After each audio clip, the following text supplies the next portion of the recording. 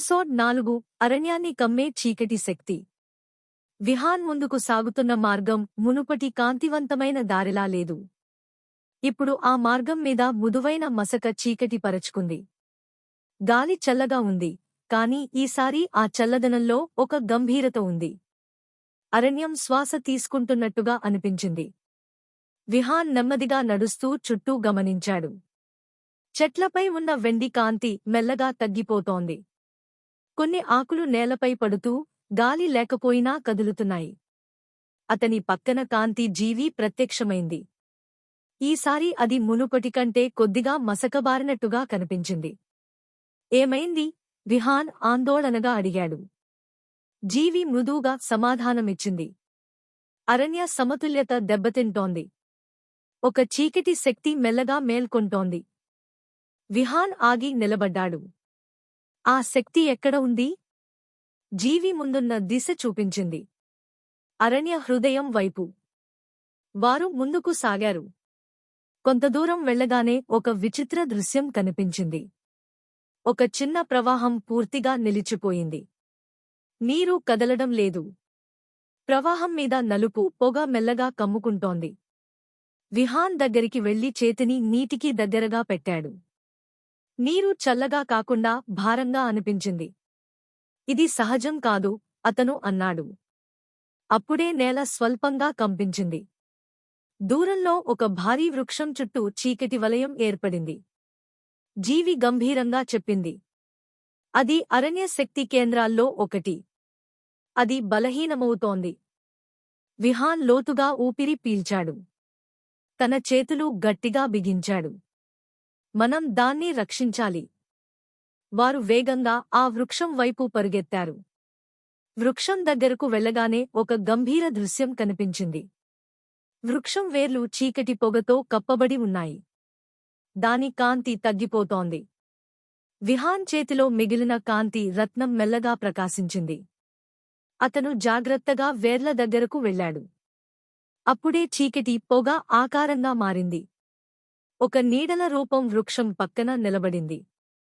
ఆ రూపం స్పష్టంగా కనిపించకపోయినా దాని ఉనికి గంభీరంగా ఉంది. ఒక మృదువైన కానీ లోతైన స్వరం వినిపించింది. ఈ అరణ్యం మారాలి. పాత కాంతి కాలం ముగిసింది.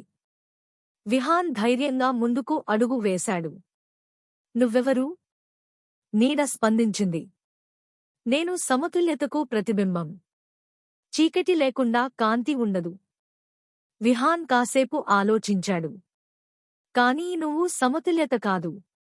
నువ్వు జీవాన్ని బలహీనపరుస్తున్నావు. నీడ మెల్లగా విస్తరించింది. ఈ అరణ్యం తన శక్తిని కోల్పోతోంది. కొత్త నియమాలు అవసరం. విహాన్ తన చేతిలోని కాంతి రత్నాన్ని పైకి ఎత్తాడు. రత్నం ప్రకాశించింది. కాంతి వృక్షం వేర్లను తాకింది. వృక్షం మెల్లగా ప్రకాశించడం ప్రారంభించింది. చీకటి కొద్దిగా వెనక్కి తగ్గింది. జీవి ఆశ్చర్యంతో చెప్పింది. నీ హృదయ శక్తి కాంతిని పెంచుతోంది. నీడ గంభీరంగా కదిలింది. నువ్వు ఇంకా అర్థం చేసుకోలేదు.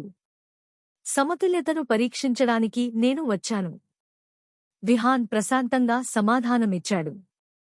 సమతుల్యత అంటే నాశనం కాదు. రక్షణ కూడా అవసరం. అతను కళ్ళు మూసుకున్నాడు. తనలోని ధైర్యం, జ్ఞానం, హృదయాన్ని గుర్తుచేసుకున్నాడు. అతని చుట్టూ మృదువైన కాంతి ఏర్పడింది. రత్నం ప్రకాశం పెరిగింది. కాంతి వృక్షం మొత్తం చుట్టుకుంది. చీకటి పొగ మెల్లగా కరిగిపోవడం ప్రారంభించింది. నీడ వెనక్కి తగ్గింది. ఇది ముగింపు కాదు, ఆ స్వరం మసకబారుతూ చెప్పింది. నేను మళ్లీ వస్తాను. చీకటి పూర్తిగా మాయమైంది. వృక్షం మళ్లీ తన అసలు కాంతిని పొందింది. ప్రవాహం మళ్లీ కదలడం ప్రారంభించింది.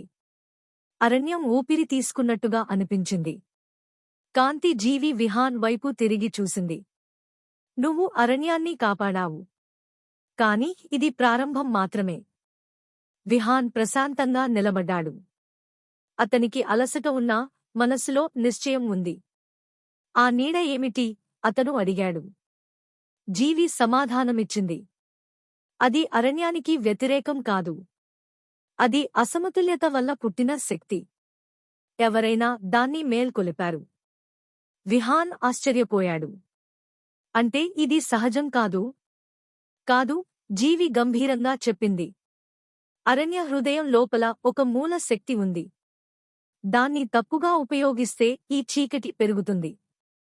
విహాన్ ఆకాశం వైపు చూశాడు. ఇప్పుడు ఆకాశం మళ్లీ ప్రకాశిస్తోంది. కాని దూరంలో ఒక చిన్న నలుపు వలయం ఇంకా కనిపిస్తోంది. జీవి ఆ దిశ చూపించింది. అరణ్య హృదయం అక్కడ ఉంది. అక్కడే నిజమైన కారణం.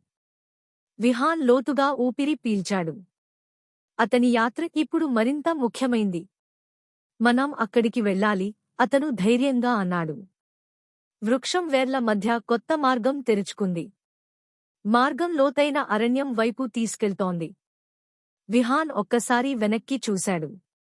ఇప్పుడు అతను సాధారణ బాలుడు కాదు. అరణ్య సంరక్షకుడు. అతను ముందుకు అడుగు పెట్టాడు. అరణ్యం మెల్లగా నిశ్శబ్దమైంది. గాలి అతని దారిని అనుసరించింది. దూరంలో ఒక గంభీర కాంతి మరియు చీకటి కలిసి తిరుగుతున్నాయి. విహాన్ యాత్ర కొత్త దశలోకి ప్రవేశించింది.